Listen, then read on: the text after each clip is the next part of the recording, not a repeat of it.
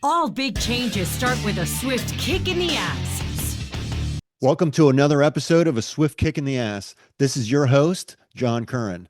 Today I have with me Dallisa Hocking. No, I'm terrible at names, but she probably knew this because she is a fifth generation psychic medium, educator, in Consciousness Guide. I think it's pretty cool. I've been intrigued uh, by psychic mediums and the tarot cards and the readings and all that, horoscopes. All of those things I've been curious about all my life. So I'm really happy to have you here on the show. The Lisa Hawken, welcome. Um, Thank you.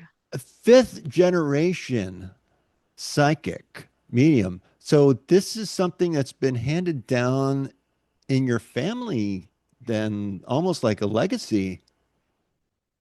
It Yeah, it has. It was.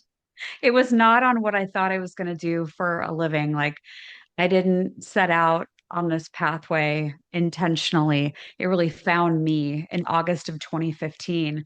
But yeah, I grew up in a family that was very open to all of this. My grandmother, Eloise, I've got some photos of her behind me. She would often talk about the full body apparitions that she would see walking through her house and who they were and what they were wearing. And she would talk to me about her ESP, her extrasensory perception, her downloads, her premonitions. yeah. And so those were really big part of our conversations growing up. And I'm lucky that I had her because then when everything happened in 2015, I was definitely more prepared. Yeah. So I mean, how so though? Tell me a little bit more about that, how you felt you were more prepared for that because of that. I've met people I mean, I think a lot of people have met people who have these extra senses.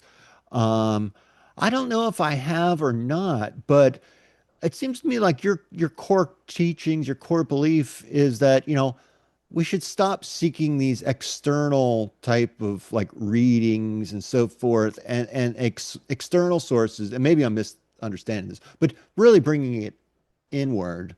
And I meditate, and I'm a firm believer that I found my inner peace through meditation. And I mean, I don't know how to describe it. There's a place in me that there's something I feel, and it has changed. And there's vibrations and frequency and all these things and spirits. I mean, I do believe in it. I'm really trying to better understand. So, how did that prepare you so your upbringing and how did that prepare you for 2015 now, you're saying? Yeah, because I was a dating coach and a matchmaker when August of 2015 came around, and I was working at a business school in Texas. And I decided at the last minute, really, to fly up to New York and go to a workshop at a place called the Omega Institute, which is about 100 miles north of LaGuardia Airport to give people their bearings. Hmm. And the whole workshop was a weekend on synchronicity and how they'd basically proven this group through data and tracking that there were no accidents, that everything happened for a reason. And so how ironic, I go to this workshop and all these different synchronicities happen. We'd be here for 4 days if we were going to go through the whole list of everything that happened. But really, the pivotal moment came at the very end of that trip where I decided that a friend of mine who had a house, a second home, not too far from the Omega Institute, that I was going to go over there and catch up with him. I had known him previously from a work project in Las Vegas when I used to work there. And he said, "Yeah, come on over. Let's eat some dinner and we'll watch a movie." And so I stayed at his house the last night of my trip. Yeah. And, I thought everything was pretty normal. I was going to fly back the next day and back to my regularly scheduled life, except he gets a phone call while I'm at his house. and his family had called to let him know that his Aunt Barbara had died unexpectedly. She had fallen down a flight of stairs. Oh my gosh. And I felt so bad for my friend. And, I give him my condolences. It's pretty late at this point. So he goes upstairs. I go off to the guest bedroom. I get ready for bed and I fall asleep, except his Aunt Barbara, who I'd never seen, never spoken to, knew nothing about. I could see her in the dream state, the astral state, and I could see what she looked like. She did not move her mouth. She asked me, though, if I could tell her nephew that she was okay and that she made it to the other side. And so I wake up the next morning coming out of the fog of being asleep, and I knew immediately what had happened. And I walked out to the kitchen. I told my friend, "Here's what your Aunt Barbara said to me last night." And he asked what she looked like. I described her. He confirmed that it sounded very much like her. And then a couple of days later, once I was back in Texas, I was at lunch with a friend and I was telling her this whole incredible story. And I was reaching for my phone to show her photos from the trip Yeah. when I noticed that my friend had sent me a photo from his aunt's service that day. And my eyes started to fill with tears. It was exactly as Oh she my had looked gosh. just a couple of days I before have when she had, chills over that, yeah, honestly. y- yeah, it changed my whole life. I mean, really, I went back to Texas. I ended up dissolving the company that I had started and decided, well, shoot, if Aunt Barbara, who I never knew, could come through, what else is trying Yeah, to right. come through? So then I started a beta test and testing my gifts and abilities to see if I could bring forward more information on behalf of other people. And I did that, and it was incredibly successful to the point where I knew that this is my calling and what I was meant to do. And so I left Texas. I moved back to Las Vegas where I had family. And I thought, God, if my career as a psychic medium just completely crumbles, at least I'll have family. I'll have a place to take a Yeah. shower and get some food. And it did the opposite. It was off to the races. I over the course of years, I built a clientele in Las Vegas. I opened my own spiritual center there. I started my own live stage show where I did psychic readings from the audience at a hotel in Las Vegas. And then the pandemic hits and everything turned virtual. And so for the last 6 years, I've been operating a virtual company where everything is Wow. done online. That is so, I mean, this is such an amazing story. Now, I've heard of other people saying the same thing. Like you you take a risk, you take this huge step forward, take a risk, and you're just looking to say, I just hope I can cover, put a roof over my head and food in my belly and just keep the basic necessities going, but I've got to do something.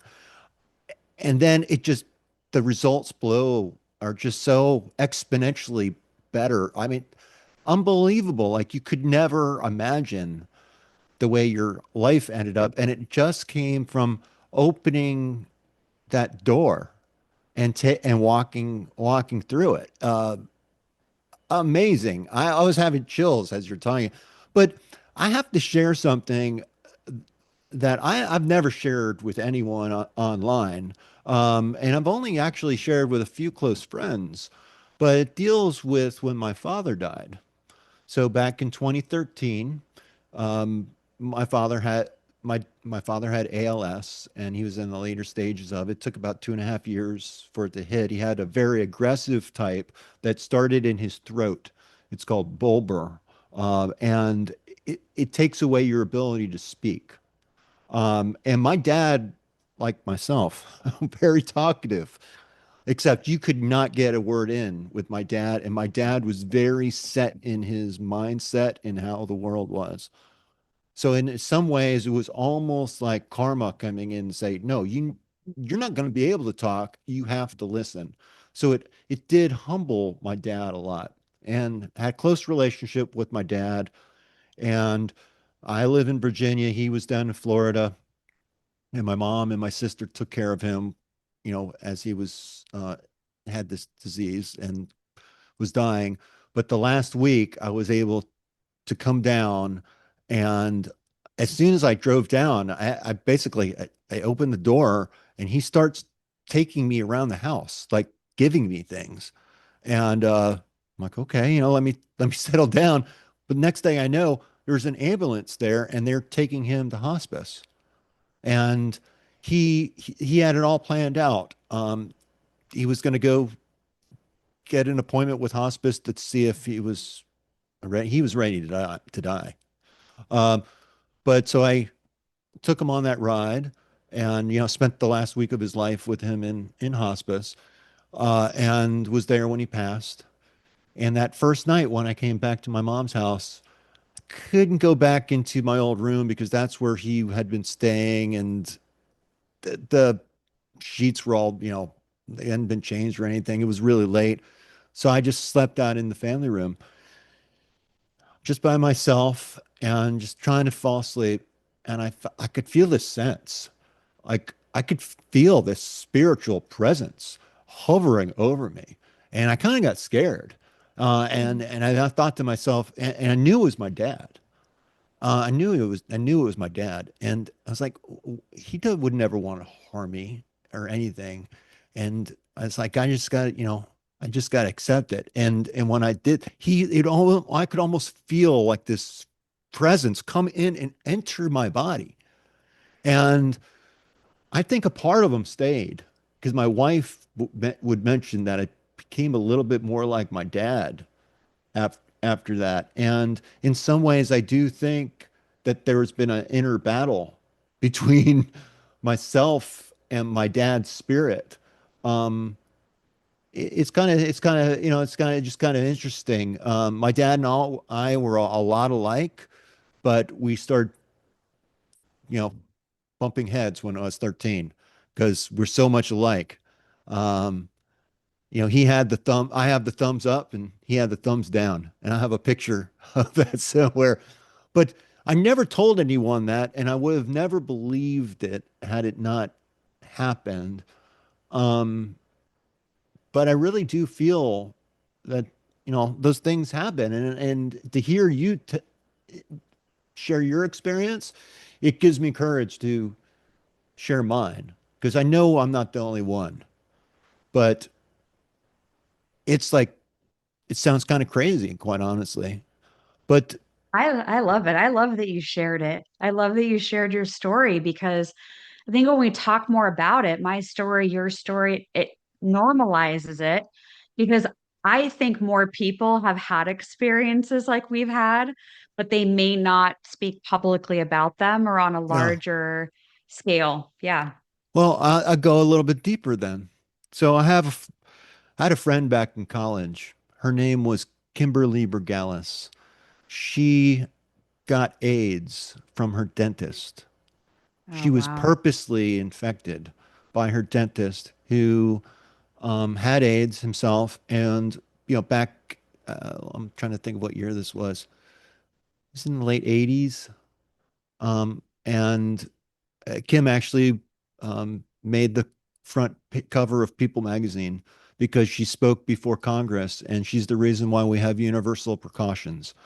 Because this dentist did not want people to think that AIDS was just a gay disease, that anyone could get it. So what did he do? He purposely infected about, I think, maybe a dozen patients, and Kim was Ugh. one of them. And she was just one of the most brightest souls, like brilliant souls, those people that you just want to be around. Just um, such a beautiful person, inside and out. And I mean, I actually had a big crush on her, and I asked her out back in college, and she would never go out with me because she knew better. But but with Kim, um,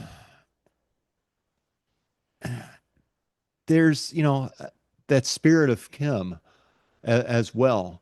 And I knew I was going somewhere, and I got so sidetracked with Kimber Gallus and the AIDS story. Did But you experience her coming in or did you have a dream with her or anything? um, yes, It just affected our whole group. Um, and death and dying, it affects us all to some degree. And yeah, actually, so before Kim died, my group of friends, we all went down and met up with her, just kind of say our last goodbyes. And my friend, who has no filter, says to Kim, "So, have you seen a white light?" And is asking her, and she did verify that. She's like, "Yeah, and I've seen the white light, and they've been saying it's not time yet for me to go." And it's like, and this kind of stuff, you just don't, you know, unless you've gone through it personally, you're gonna think it's just absolutely, just absolutely crazy. But I this is where I was trying to go. I just came back to me. So when Kim died, I was really, I was mad. I was mad at God, quite honestly. Um, and I thought, how could God do this? Take away such a wonderful person from this world. She made this place, but I couldn't understand. I got very mad. And what I came to understand, and I had always felt like a presence in my life. But when that happened, all that kind of went away for a couple of years. I didn't feel that for a couple of years. And it took me some time to kind of process everything. And I came to the conclusion that, there's a much bigger picture here. Life isn't just about me or about any one person, but there's something bigger at work here. And um, we're not we're not able to really understand or comprehend a lot of, comprehend that, and that's okay. But just know that there is purpose, and that's what I led with Kim is she died young. She died a tragic death, and I would never want anyone to die, especially of AIDS. But she brought us universal precautions. She she ma- she spread a lot of, she did make this life better for all of us. But you couldn't see those things at the time. Um, and I'm thankful for that. But this is not about me, and I'm sorry to keep talking about Oh no, I love these stories. I probably I say love it all. hearing these. I, I probably say that each conversation. That's why I changed this from interviews to conversations because Yeah. I enjoy talking to people and hearing your story. And um, you know, you talk about developing, using your own intuition and developing trust in yourself. Um, and I mean, I took from your website and things that I was looking at that, it's that helps you navigate life. It helps you make a bigger life. So how do you, like, some people will say, my intuition's wrong, so wrong. I just need to do the opposite. I think there was a Seinfeld episode about that. You're doing everything wrong, so just do the opposite and you'll start doing everything right. But is that fair, or is that, I mean, tell me more about intuition and your approach. Yeah, I think we all have these gifts and abilities. I think I was born with a stronger antenna to be able to tune into the higher frequencies more naturally and easily. But I have psychic development students that live all over the world. And I do feel like it comes down to our own vibration, our own frequency. And there's different things that we can do that lifts our frequency and gets us more aligned with the frequency match that we need to be at in order to bring forward psychic or intuitive information. So I think we all have it. A lot of us may understand a few simple examples, like if you're thinking about someone and they end up calling you or texting you, or you get an email from them and you think, gosh, I was just thinking about Yeah. them. That's that wavelength, like you're tuned into that same frequency. And so you can feel that in advance. Or if you're getting ready to go leave for work in the morning and you just feel like you got to take a different road to get there. Just Hmm. feels like there's something not quite right. And so you decide you're going to take a detour and go down a different road. And you find out later that there was a big accident, car accident on the route you normally take. Those are all examples of these hunches that are intuition. You can sharpen that and go more into, psychic awareness, which is, for example, you could ask a question of the universe or to spirit guides or angels or a loved one on the other side. And from that specific question, you can get answers, you can get a response. You can do it through a written channeling, or you can speak it aloud and do like a verbal channeling. And all it is really is adjusting your frequency in order to get psychic information like that, where you ask a question and get answers back. You've got to raise your frequency even higher than what it normally Mm. takes to get everyday intuition. And then if you want to do mediumship, which is connecting with a person or an animal on the other side that has passed away, that's getting your frequency even higher. And so most psychics will get information and ask questions and predict the future.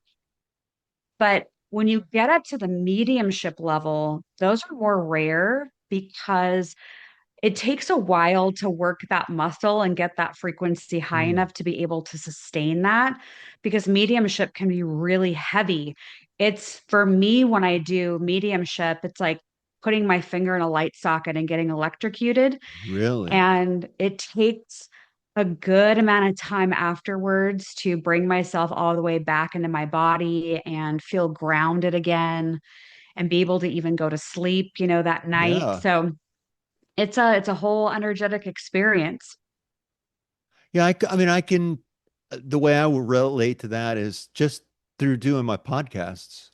I get an energy from it, and I get so uplifted after, by the time the interview's done or the conversation's done. I mean, I can't just settle down.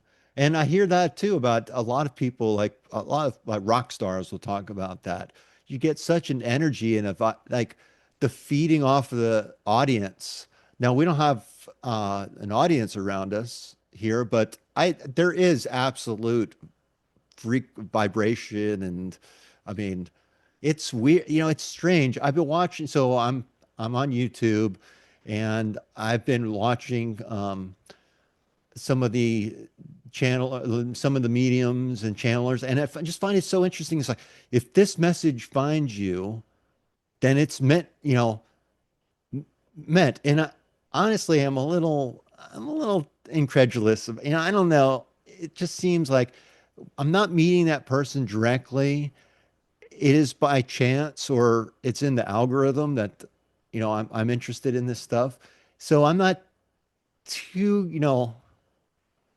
I don't watch those videos. yeah, I mean, I I think think they're it's kind kind of of interesting. bogus. I think kind of interesting, but and sometimes they'll like they hit like boom, boom, boom, boom, boom, and then something, it's like, yeah, okay, yeah, that's not me. But what is interesting, and you mentioned it, pets.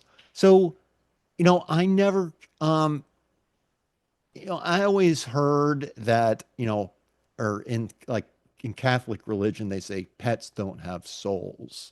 But I never really believed that. Every dog that I've had that like that a great relationship with, like the best animals I've had, they are their own person.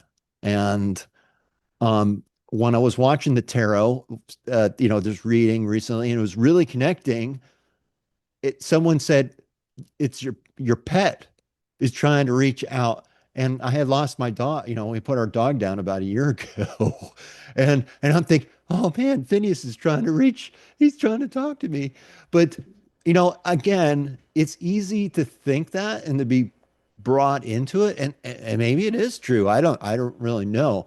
But um it is looking to external sources And what I found through meditation and everything and going inward is that I need to shut down these external sources, because that's what's causing me all the stress and all the um, concern that I have.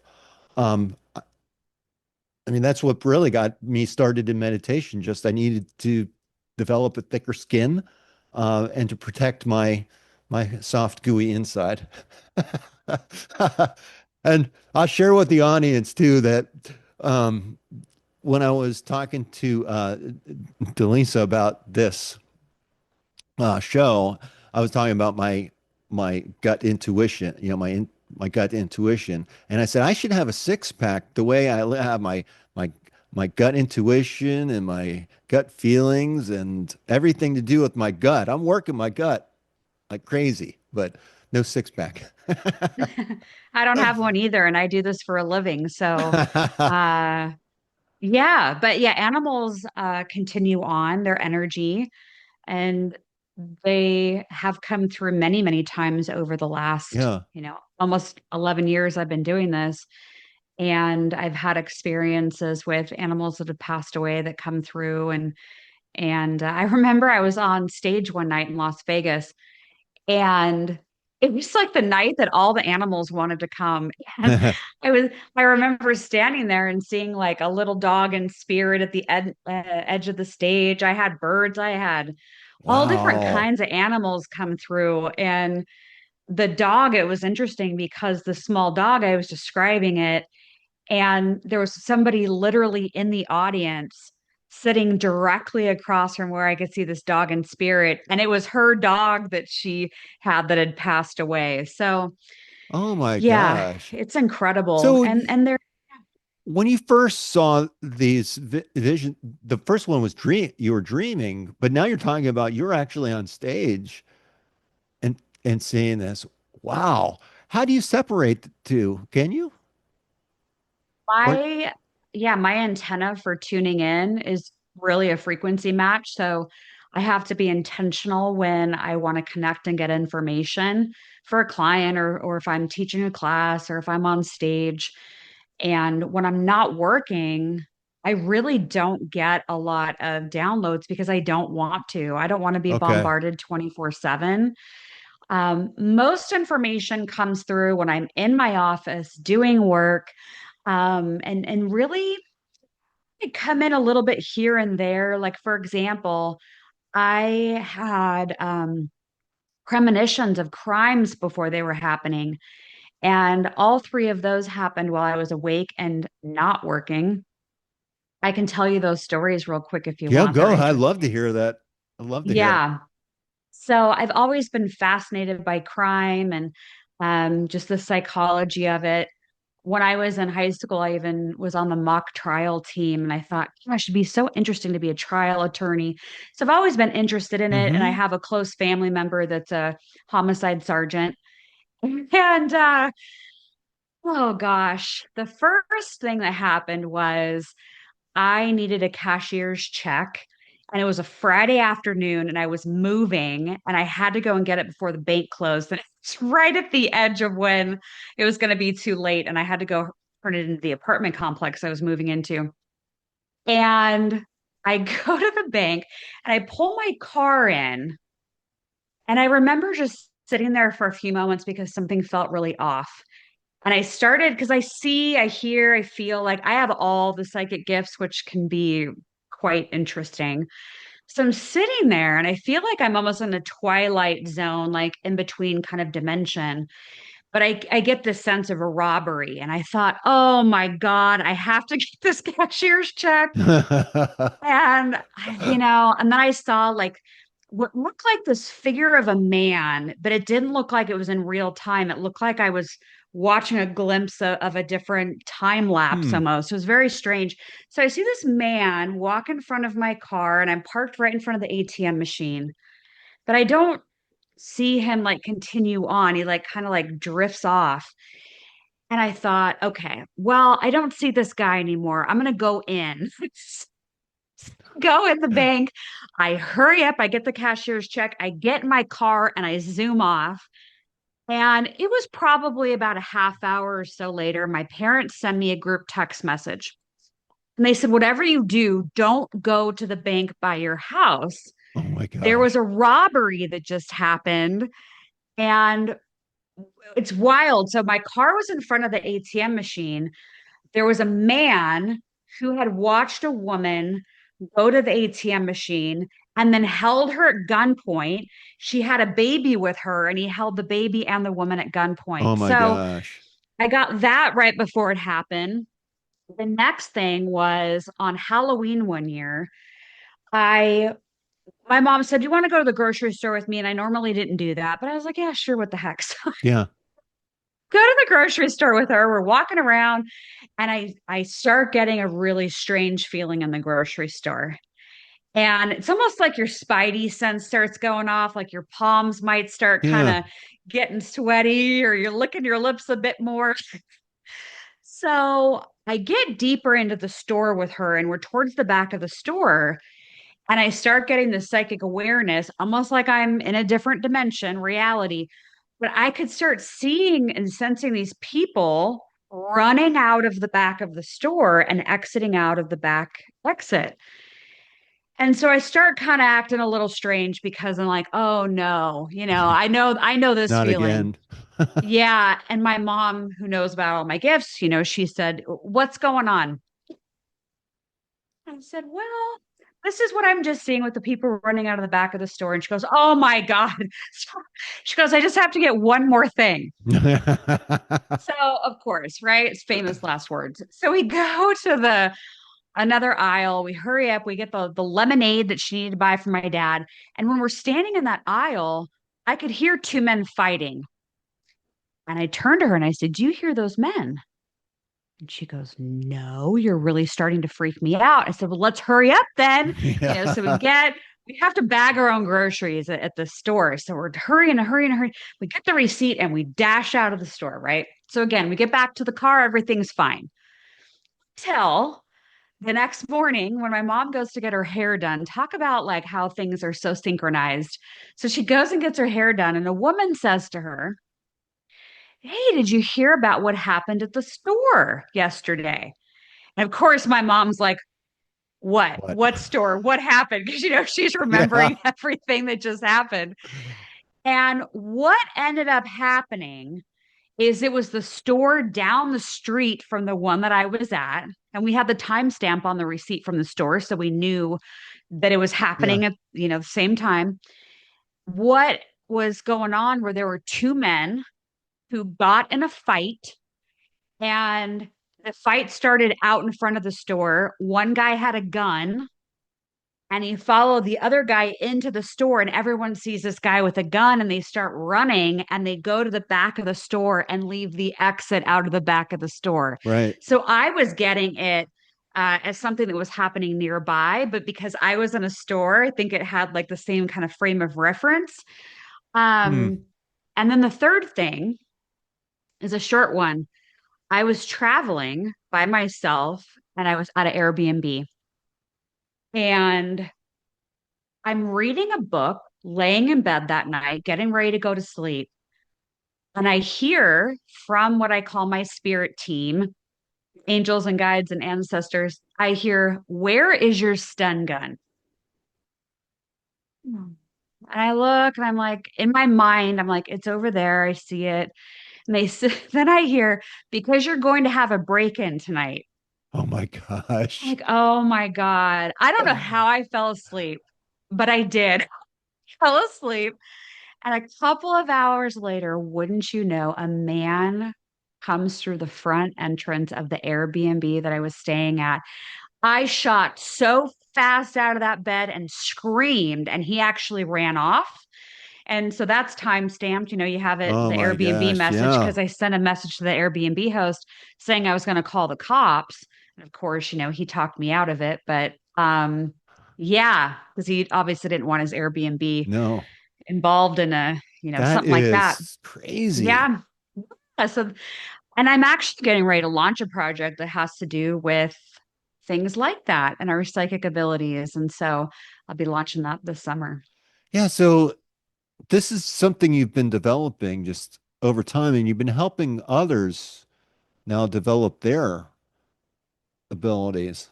That must just, I mean, that's crazy. I don't know. That sounds cool. I mean, crazy It's cool. fun. Yeah. And I'm sure there'll be people that are going to wonder, like, well, how do I raise my frequency? Yeah. And really, if you were to go to a doctor and you were like, hey, how can I live a healthier lifestyle? It's probably going to be a lot of the same answers. So it's going to be things like eating more organic fruits and vegetables, whole foods, drinking more water, being hydrated, connecting with nature, getting good sleep, all of Yeah. those things raise your frequency. But you brought up meditation a few times. And I always ask my students to meditate. And even if it's once a week, if that's all you can fit in, do it once a week. But it should be a regular part of your development because meditation, I have found, is the quickest gateway to opening up your intuition and setting the intention that you want your intuition to get stronger because you get to be right. What I mean by that is if you believe that you can connect and you have an intuition and you can get nudges, that intention is so powerful that you will actually start Yeah. having more downloads and nudges. So you have to believe it. A lot of my students get stuck because they don't think they can, or they don't think that the universe would be speaking to them. Why would they be getting Mm-hmm. information? But we all get information. It's just whether or not we're willing to lean into it and to listen to it. You know, thinking about what your life must be like, uh, getting all these signals and it coming in, getting all this information coming in at certain times. And as you said, you've kind of trained yourself to say, I don't want to be bothered with this outside of the, I think you'd go absolutely nuts if you couldn't turn that off. Um, and that's what I think that's what I learned in meditation is um, thoughts have, I look at them as having a purpose. They're not necessarily, can't necessarily control them.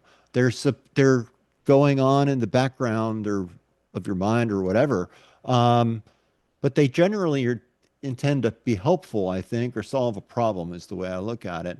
But we have these recurring thoughts, and some of them get really bothersome, and some are like, the hell might, they regardless of the thought, positive or negative, still has energy with it. And you could decide where to place your energy. And I think meditation has taught me how to kind of sweep aside the energy that I don't want and kind of get it out, kind of escort it out of my mind because otherwise it's just going to bounce around in my head and not go anywhere.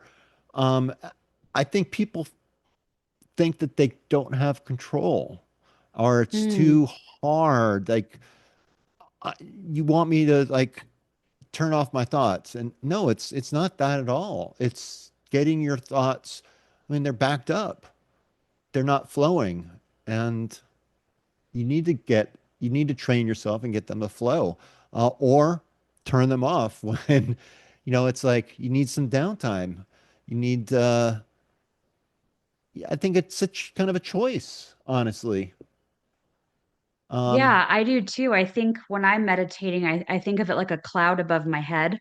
And so when the thought comes in, it's in the cloud, I just let the cloud keep passing by rather than hooking into it. yeah. There's also practice that I think is really helpful if you're one of the people I, that get lots of loops in your head and you're wondering, well, how can I quiet those down or release them? I love what you were just saying about meditation. It's not about quieting them, it's about just letting them flow past instead of locking into them and getting hooked into them. And so there's a practice in a book called The Artist's Way, and the author is Julia Cameron. And the practice is called morning pages. Morning, morning, just like I'm getting up okay. in the morning. And it's really easy. It's three blank pages and a pen, and there's Hmm. no prompt. And you literally fill all three pages, and you're not done until the three pages are filled. And I will tell you, it has been the most transformative, writing experience. I think if you want to work with journaling prompts, the right question on the right day can Mm-hmm. unlock a lot of information. But if you just feel like my brain has a mind of its own, or I feel like I can't get out of my own way, or I can't figure out why this relationship or this job is not what I'm looking for, I Mm-hmm. just feel kind of stuck in my own life. I would do morning pages every single morning, 3 blank pages. And I think if you stuck with it for a while, you would feel a new level of liberation that you probably have never had before. Is that like almost like a brain dump that you're doing? You're just writing whatever Just comes to write. mind? Yeah. And if you wanted to write one affirmation over and over and over again Okay. until it fills 3 pages, you could do that. I have found it most helpful just to start somewhere. So it could be that I'm describing what I did the day before and I'm letting that story unfold. And then what I Hmm. notice has happened is maybe it's, I was volunteering at the animal shelter yesterday. And then I ran into a woman in the hallway of the animal shelter. And then we had a conversation about da da da Mm-hmm. da. And so it just keeps going. Okay. But I would write about what you're going through in life, things you're trying to sort out, and just getting them on paper without judgment. Oh my gosh, it feels like an invitation to total freedom. Wow, that does sound really powerful. You know, I am gonna try that. I wanted to mention too, though, that in my meditation, I really became aware of the mind-body connection too. Oftentimes, especially as you get older, we get aches and pains, and I mean, we move the wrong way, and we get hurt, or we trip on the stairs or I mean, just it's things that require coordination or effort will start to mess up or degrade over time.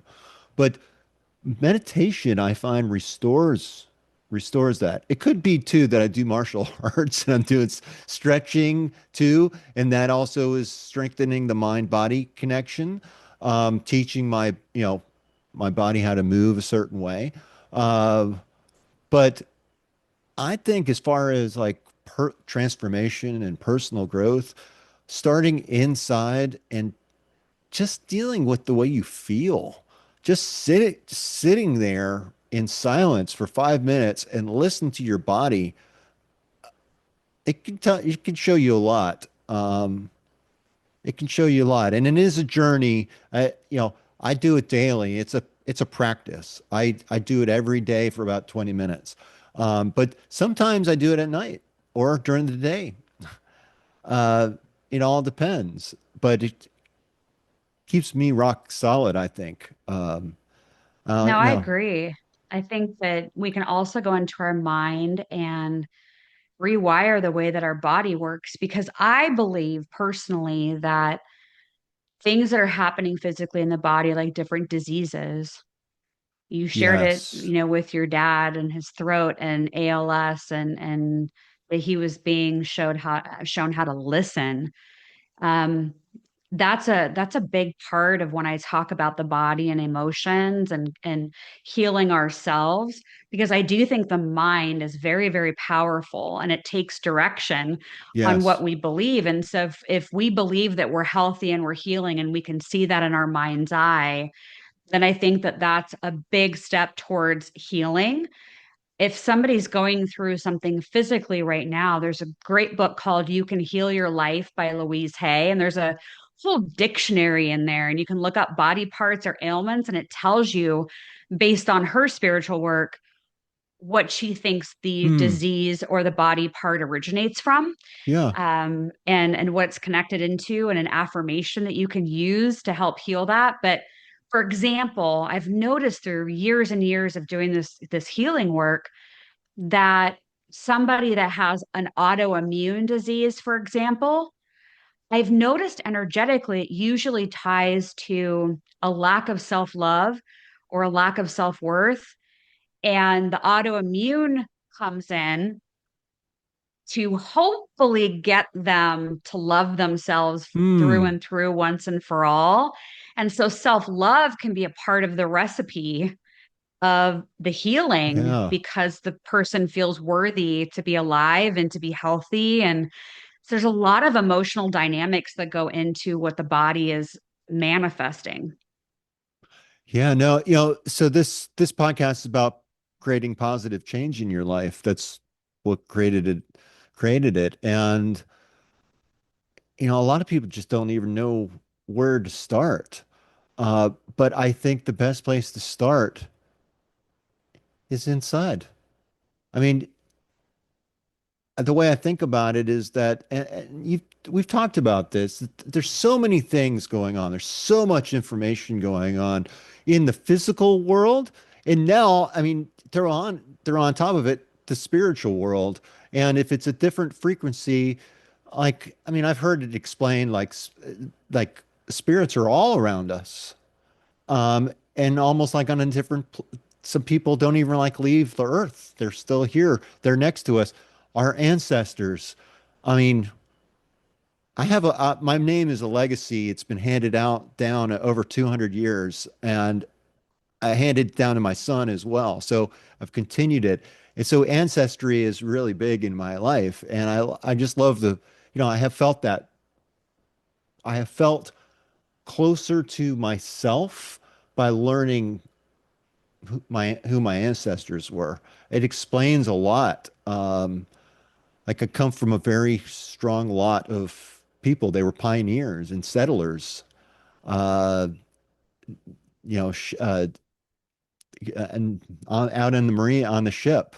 And traveling around the world. It's cool. You get to. I think you understand yourself better when you understand your ancestors. And now I understand that they're behind me and they're kind of helping me along. Um, and I think a lot of our problems today do stem from over generations. Like your skills, and intuition have developed and been kind of this been passed along generation after generation. And maybe even lost where it came from. It's just a part of who you are. I think we all have that to some degree. And when we start to get back in touch with that, all sorts of wild things happen that you would never imagine. I mean, learning about myself and I don't know, there's just such a lot of good that comes out of it, I think. But starting somewhere. So the deeper you can go, I guess, the better. Um, where else can we, what else can we talk about this? Because this is really interesting. I think we I are know running on there's so many rabbit holes to go down.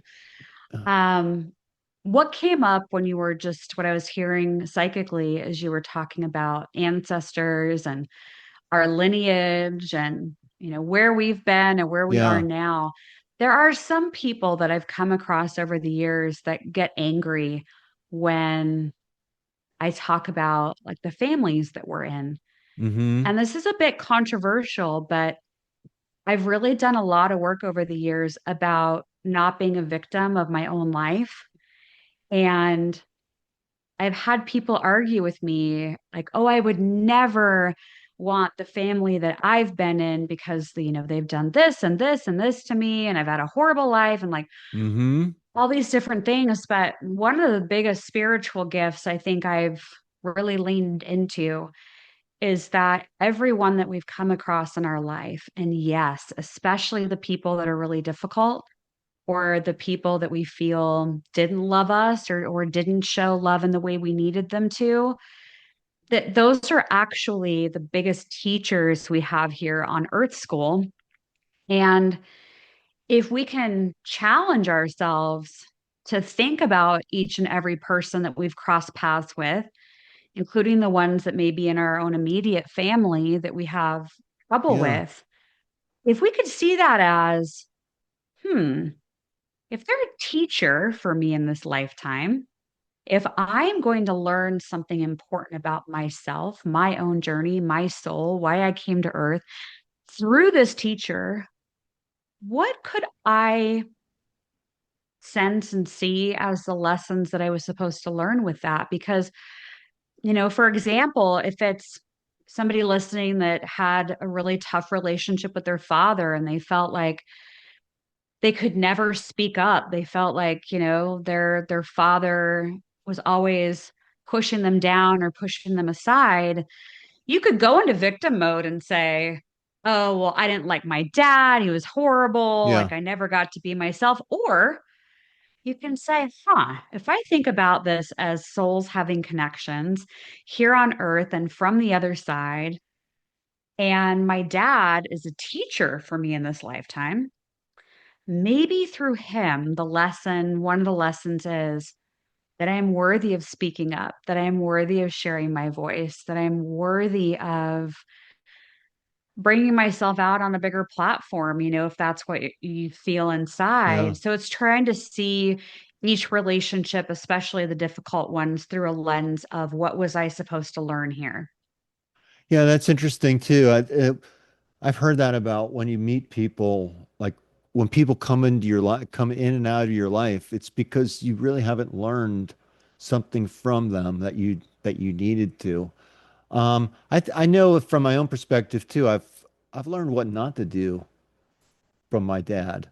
I mean, from challenging people, yes. They're challenging. That's why they're challenging. It's difficult.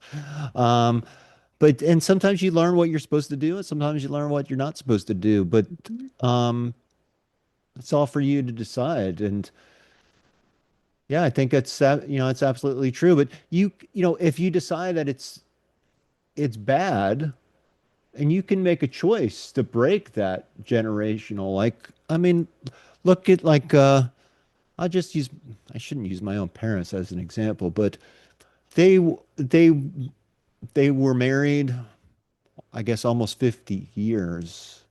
No, over 50 years.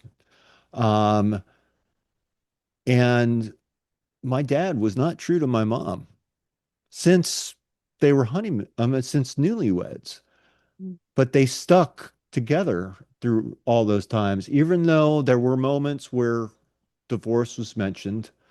That never happened. They stayed together for us kids. Um, but was that the right thing for them to do? They should have split a long time ago, and they didn't. And it's true along I'm Irish Catholic, so you'll see that around Catholics. Like there was this friend of the family. They were married, but they lived in separate houses. They had completely different lives. They dated everything. Like, I mean, but that's the way things were done. And there are a lot of examples that you could give up. The way things were done in the past is not necessarily the way things should be done in the future. Um, the world continues to change, and we must adapt, or, I guess suffer the consequences, whatever that would be.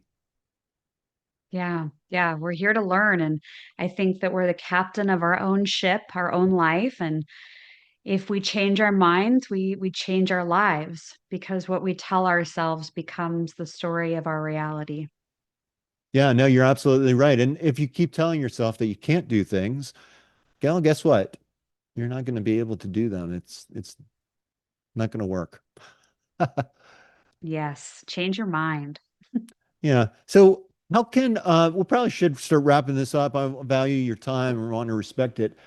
So how can people best get in touch with you and any kind of, I guess, final comments you want to give to the listeners? Yeah, I actually have a 10-minute free audio reset file that anybody can grab on my website and they can download it to their own device. And so that's a really good 10-minute audio file that's anybody that's meditating or wants to get into it. So they can go grab that now over on the website. My Substack is over there. Classes that I have, sessions, like all the things. And Okay. so it's over at spiritandspark.com, all spelled out. And yeah, I'd love to connect with your audience there. And let's see, what do I want to leave as my parting words? Yeah, it's going to be a Rumi quote, and I've circulated this on my website over the years. And Rumi the poet, and the quote says, "Live life as if everything is rigged in your favor." And I think that speaks to what we've been discussing today about being the captain of your own ship and seeing the good that is out there and not being a victim of our own circumstances, and that everything, even the hardest things that we go through, there's always going to be some kind of lesson or silver lining in there. And it's all getting us to grow and evolve as souls and as loving beings here on earth. Yes. You know, it was so amazing is I love boats, and you were talking right in my term, captain of your ship. I Delisa, I really, really enjoyed having you on the show. This time has just flown by, and you offer such great information for for the listeners and for myself too. Really gets me thinking, and that's what a swift kick in the ass is all about. It's about, you know, it's about motivating yourself in a positive direction. And I really appreciate your time and everything that you've offered for the listeners. So Thank you, John. thank It was you. delightful. And to my listeners, please, I hope you enjoyed this episode. Keep coming back for more and more.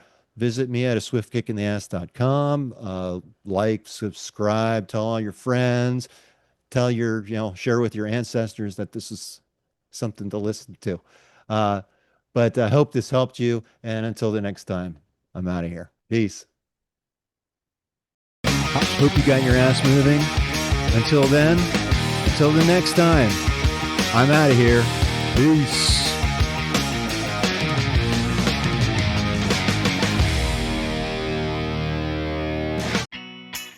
One thing I've noticed about Azure Standard is that it changes how you think about your home. Instead of running out for one thing at a time, you start thinking about abundance. A well-stocked pantry, a thriving garden, meals shared with family. It's a different approach to living. Explore what Azure Standard has to offer at azurestandard.com and shop this month's Waves of Abundance deals. Azure Standard, family owned and operated.